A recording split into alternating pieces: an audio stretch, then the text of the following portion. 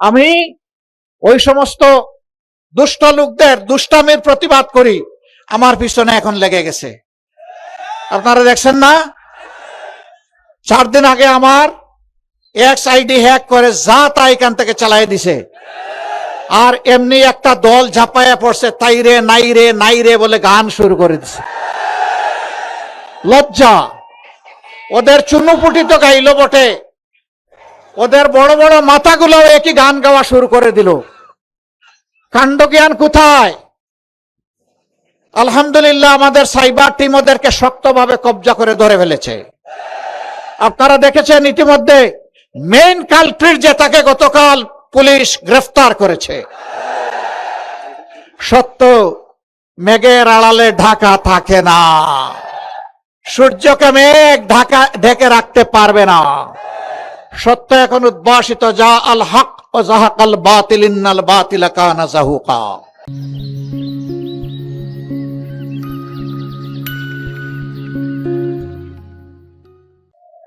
সত্য এখন মানুষের দূরগুড়া এসে দরজায় এসে বলছে, টক টক টক, জেগে উঠো, লাফ দাও, সামনে এগিয়ে যাও, পিছনে তাকানোর কোনো সময় নেই, পিছন নিয়ে কামড়া কামড়ি নাই, জাতিকে বিভক্ত করা নাই। আপনারা সেই ম্যারাথন দৌড়ে সবাই সামিল হবেন ইনশাআল্লাহ।